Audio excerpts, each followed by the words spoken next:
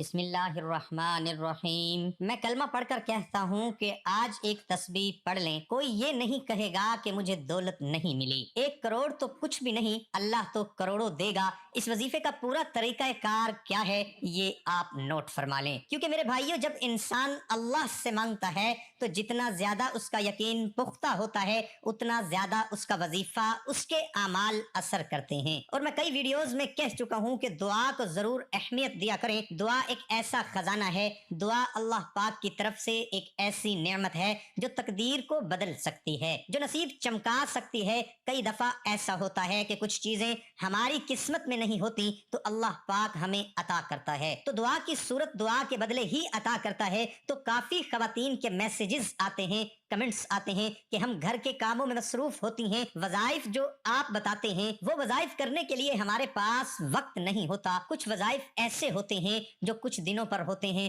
جس طرح 7 دن کے لیے، 3 دن کے لیے ہمارے پاس وقت نہیں ہوتا۔ ایسا کوئی عمل بتا دیں کہ ہم وہ کام بھی کرتے رہیں اور ساتھ ساتھ عمل بھی کرتے رہیں۔ تو آج کا وظیفہ بھی اسی طرح کا ہے کہ وہ خواتین جو گھر کے کاموں میں بہت زیادہ مصروف ہوتی ہیں وہ آج کا یہ عمل کر لیں۔ وظیفہ بڑا آسان سا ہے، دعا کی ہم بات کر رہے تھے تو دعا اللہ پاک کی طرف سے ہم کو نبی پاک صلی اللہ علیہ وسلم کا امتی ہونے کی وجہ سے اللہ پاک نے عطا کی ہے۔ اس سے پہلے جو دعا تھی وہ صرف نبیوں کو عطا کی گئی تھی، وہی دعا مانگا کرتے تھے اپنی امت کے لیے، اپنے لیے۔ لیکن ہم خوش قسمت ہیں کہ نبی پاک صلی اللہ علیہ وآلہ وسلم کے امتی ہیں اور اللہ پاک نے یہ چیز ہمیں عطا کی ہے۔ میرے بھائیوں ہمیں برکت مانگنی چاہیے، اللہ سے رحمت مانگنی چاہیے، اور دعا بہت بڑی نعمت ہے۔ دعا کا حکم اللہ پاک خود کرتا ہے کہ مجھ سے مانگو میں عطا کروں گا۔ اور ایک اور چیز آپ کو بتاتا چلوں کہ ہر حال میں اللہ کا شکر ادا کیا کرو۔ جتنے زیادہ آپ شکر گزار بندے بنو گے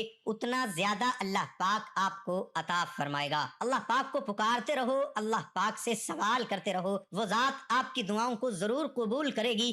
جب آپ کو کوئی وظیفہ یاد نہ ہو، آپ کو کوئی دعا یاد نہ ہو، کوئی عمل آپ کا یاد نہ ہو، بس آپ بہت زیادہ مجبور ہوں، بے بس ہو چکے ہوں، تو اپنے خالی ہاتھوں کو پھیلا دیا کرو۔ اللہ پاک تو دلوں کے حال جانتا ہے، وہ ذات تو بڑی غفور الرحیم ہے، اسے پتہ ہے کہ میرا بندہ کس حال میں ہے، کس طرح کے اس پر حالات ہیں۔ تو اس لیے کبھی بھی دعا جو ہے اس کو اگنور مت کیا کرو۔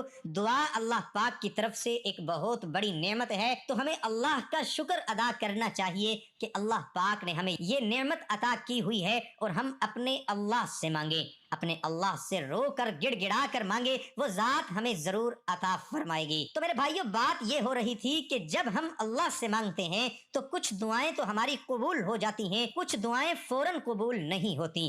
اس کی کیا وجہ ہے؟ یہ بڑا ہی اہم سوال ہے۔ کافی لوگ کمنٹس کرتے رہتے ہیں ہماری دعائیں قبول نہیں ہوتی، ہم دعائیں کر کر کے تھک گئے ہیں، وظائف کر کر کے تھک گئے ہیں۔ تو یاد رکھو، دعا کبھی بھی، کوئی بھی ایسی دعا نہیں ہے جو قبول نہ ہو، ہر دعا قبول ہوتی ہے۔ دعا کے 3 پہلو ہوتے ہیں، کچھ دعائیں فوراً قبول ہو جاتی ہیں، جس طرح جو چیز اللہ سے مانگی جائے اسی طرح مل جاتی ہے۔ کچھ دعائیں ایسی ہوتی ہیں جو آخرت کے لیے ذخیرہ کر لی جاتی ہیں، آخرت کے لیے کچھ دعاؤں کو ذخیرہ کر لیا جاتا ہے۔ اور کچھ دعائیں ایسی ہوتی ہیں جو کوئی مصیبت آپ کے اوپر آنے والی ہوتی ہے، کوئی حادثہ آپ کے ساتھ ہونے والا ہوتا ہے، تو اللہ پاک ان دعاؤں کے صدقے مصیبت کو، اس حادثے کو آپ سے دور کر دیتا ہے۔ تو اس طرح دعا کے 3 پہلو ہوتے ہیں، دعا ہر حال میں قبول ہوتی ہے۔ اور کچھ بزرگان دین کے مطابق اگر ہمیں پتہ چل جائے آخرت میں کہ جو ہم نے دنیا میں دعائیں کی تھی جو ہماری قبول نہیں ہوئی، وہ آخرت میں اس کا ہمیں یہ اجر مل رہا ہے، اتنا زیادہ اجر ان کا ہمیں مل رہا ہے، تو انسان کہے کہ کاش ہماری دنیا میں کوئی دعا قبول ہی نہ ہو۔ تو میرے بھائیوں اپنے اللہ سے مانگا کرو، اللہ پاک بڑا ہی غفور الرحیم ہے۔ جب بندہ اپنے اللہ سے مانگتا ہے، اللہ سے دعا کرتا ہے، تو اللہ پاک اسے بہت زیادہ عطا فرما دیتا ہے۔ دعا کے حوالے سے ایک اور چیز ہے کہ میں نے کئی ایسے گھروں کو دیکھا ہے جو مکمل طور پر اجڑ چکے تھے، جو اتنے زیادہ بے بس ہو چکے تھے کہ ان کو کوئی ان سے کلام کر کے راضی نہیں ہوتا تھا۔ تو اس لیے اللہ سے دعائیں کی، اللہ پاک نے ان کو ان مشکلات سے نکالا۔ اور یاد کرو، وہ وقت جب مشکل سے مشکل دور آپ پر آتا ہے تو آپ اللہ کو پکارتے ہو، آپ کی مشکل ٹل جاتی ہے۔ تو آئیے اب وظیفے کی جانب چلتے ہیں میرے بھائیوں۔ یہ وظیفہ بڑا ہی زبردست ہے، یہ وظیفہ بڑا ہی خاص وظیفہ ہے۔ آپ نے کرنا اس طرح سے ہے کہ آپ نے جو خواتین ہیں میری بہنیں بیٹیاں، وہ جب بھی گھر کا کام کر رہی ہوں، خاص طور پر آٹا گوندھ رہی ہوں، تو وہ جتنی دیر وہ آٹا گوندھ رہی ہوں اتنی دیر شکر الحمدللہ، شکر الحمدللہ، شکر الحمدللہ پڑھتی رہیں۔ اس میں تعداد بھی نہیں ہے کہ آپ کو گننے میں مسئلہ ہو، بس اب آٹا گوندھتے وقت یہ پڑھتے رہیں، شکر الحمدللہ، شکر الحمدللہ، شکر الحمدللہ۔